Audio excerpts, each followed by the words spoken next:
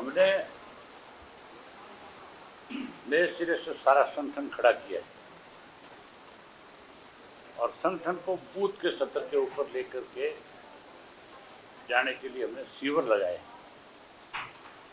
Meeting नहीं है, ये सीवर है। तो सुबह 10 बजे शुरू होता है और शाम को 7 बजे तक चलता है। उसमें हमारे 17 प्रकोष्ठ हैं, उनके प्रदेशाध्यक्ष और संयोजक जिनको कहते हैं वो आते हैं। बाकी पार्टी के सभी सीनियर साथी भी आते हैं।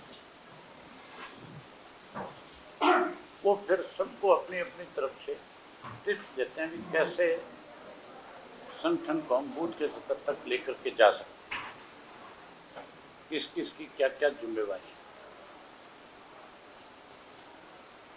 आज 8 जिलों की मीटिंग थी, सीवर था।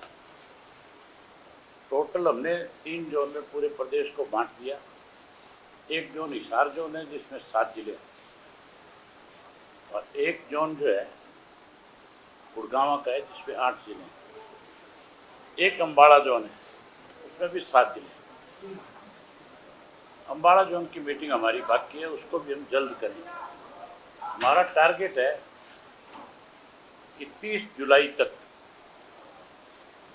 बूथ के स्तर तक संगठन खड़ा हो जाए। हमारे यहाँ आज के इस जोन की मीटिंग में 3 डिस्ट्रिक्ट ऐसे हैं जिन्होंने बूथ के स्तर के ऊपर भी अपने जोन प्रभारी बना दिए। जल्दी हम इस काम को पूरा करेंगे और उसके बाद फिर 25 सितंबर की तैयारी में लगेंगे। 25 तारीख को चौधरी देवीलाल जी का जन्मदिन जो है वो बड़े धूमधाम के साथ मनाएंगे और उस दिन एक ऐसा मैसेज जाएगा पूरे प्रदेश भर में। उसके लिए आपको निमंत्रण है सबको कि हर आदमी की जुबान पे एक ही बात हो। इस भाजपा को कांग्रेस तो सत्ता से बाहर नहीं कर सकती। कांग्रेस ने तो फिर कहीं ना कहीं सौदेबाजी के तहत भाजपा को सत्ता में लाने में बड़ी भूमिका निभाती है, लेकिन इंडियन नेशनल लोकदल पार्टी अपने संगठन के बलबूते पे भाजपा को सत्ता से बाहर करे। जिस पार्टी का संगठन ना हो, लोगों का विश्वास उस पार्टी पे ज्यादा दिन तक नहीं टिकता। चौधरी ओम प्रकाश चौटाला ने संगठन के बलबूते पे कई बार सरकारें बनाई और बदली। चौधरी देवीलाल ने संगठन के बलबूते पे इस देश से कांग्रेस को सत्ता से बाहर किया। हम उन्हीं की नीतियों को आगे बढ़ाएंगे और उन्हीं के दिखाए रास्ते पे चल करके उनका जो संगठन का ढांचा जो तैयार करने का तरीका था उसको आगे लेकर के जाएंगे। चौटाला साहब का एक नारा था, 1 बूथ और 10 यूथ। उस वक्त में इलेक्ट्रॉनिक का जमाना नहीं था, सोशल मीडिया का जमाना नहीं था। उसके बावजूद भी उन्होंने गांव-गांव में जाकर के सघन और 1 बूथ 10 यूथ के उस नारे को पूरा किया। उसी की बदौलत 2000 में फिर सत्ता में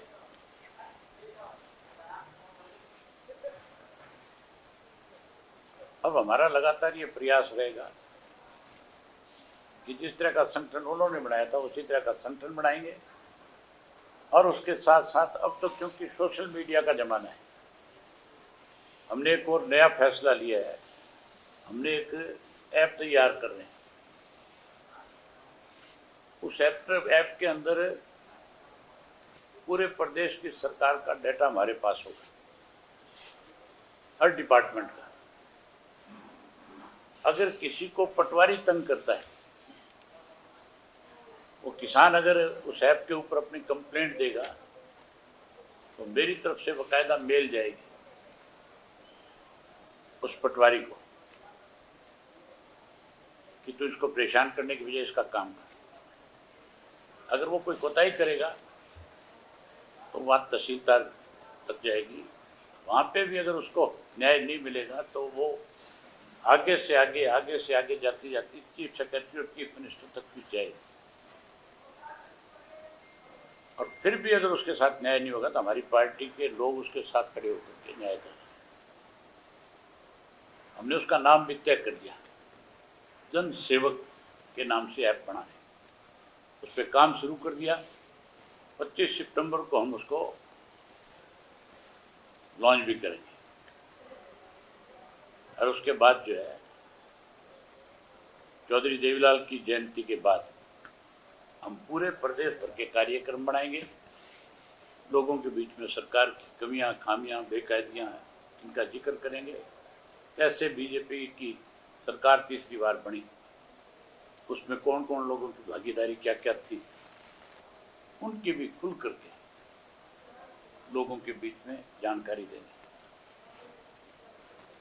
पूरे प्रदेश का भ्रमण करेंगे और लगातार जब तक लोगों के साथ इस बीजेपी से छुटकारा नहीं मिले इस लड़ाई को जारी रखें। सोशल मीडिया के माध्यम से जनता की आवाज उठाएगी ये लोग हैं? सोशल मीडिया के माध्यम से जनता की आवाज बनेगी ये लोग? बिल्कुल बनेगी, 100%। हमने जनता की लड़ाई लड़ी है।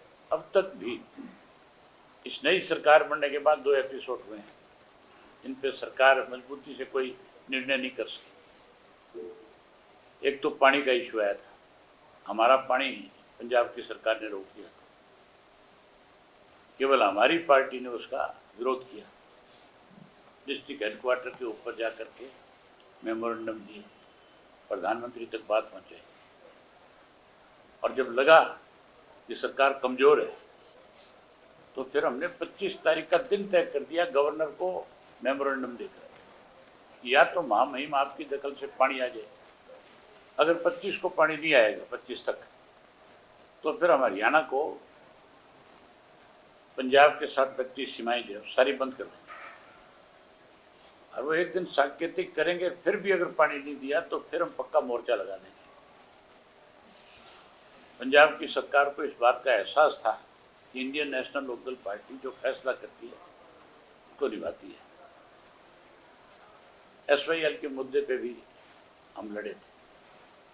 फिर ये बिजली का मामला आया था, बिलों के रेट बढ़े थे, उसके लिए भी सरकार को अगर किसी ने मजबूर किया तो इंडियन नेशनल लोकदल पार्टी ने किया, बाकी तो कोई बोला ही नहीं।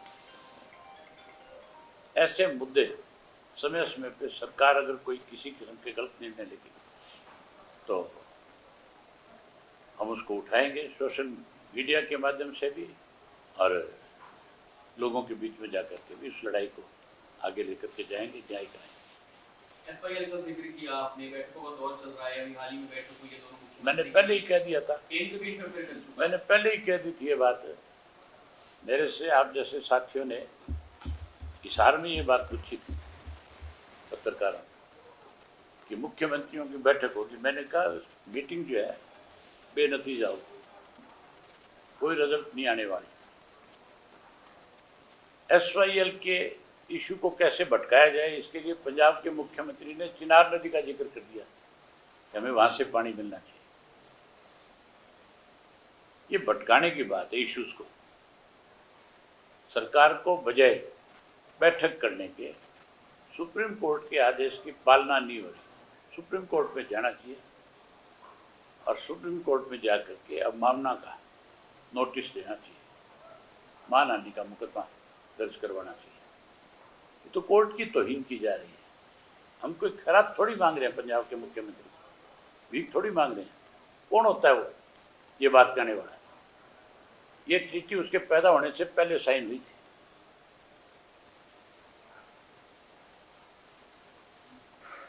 वो तो नौटंकीबाज आदमी है, बन गया मुख्यमंत्री, सूद बैठ गई, आज भी नौटंकी करता है। हमें लेना आता है, हम अपना अधिकार लेना जानते हैं। हम हर हालत में अपना अधिकार लेंगे, पानी मिलेगा हरियाणा। किसानों को खाद नहीं मिल रही है, उसकी उपलब्धता के बारे में मैं कहता हूँ सरकार है ही नहीं भाई। सरकार अगर होती तो अकेला किसान नहीं, आज हर वर्ग परेशान है। आज कानून व्यवस्था खत्म है। अभी यूपी से एक बारात आई करनाल में, हैरानी होगी, जो बाराती आ रहे थे उन बारातियों को रोक करके चंद बदमाशों ने लूट लिया। वो कंप्लेंट करने गए, उनकी सुनने की बजाय उनको कहने लगे कि भाई तुम अपनी बारात को वापस ले जाओ, हमारी कोई जिम्मेवारी नहीं है। पुलिस ये कर दिया। दिवाला पिट गया कि नहीं पिट गया? HPSC का जो आपके गुड़गांव में रोज अनेक लोगों को टेलीफोन किए जाते हैं, फिरौतियाँ मांगी जाती है। यहाँ जितना बड़ा नशे का कारोबार गुड़गांव में है, मेरे ख्याल पूरे हरियाणा में कहीं नहीं होगा। आप दूर मत जाओ, शाम को MG रोड पे चले जाओ, और या आप एक दिन मेरे पास आ जाओ, शाम को मैं लेके चलता हूँ, आपको दिखा के लाता हूँ क्या हाल है यहाँ। किस तरह से पुलिस जो है नपुंसक बनकर के खड़ी हो जाती है, कुछ करती नहीं। यहाँ वो तो खड़े मिल जाएंगे तुम्हें जो रात को दारू पीने वालों के मुंह के लगा के पैसे लेते हैं, वो तो बहुत मिल जाएंगे यहाँ। लेकिन जो नशे का कारोबार कर रहे हैं उनको नहीं पकड़ रहा।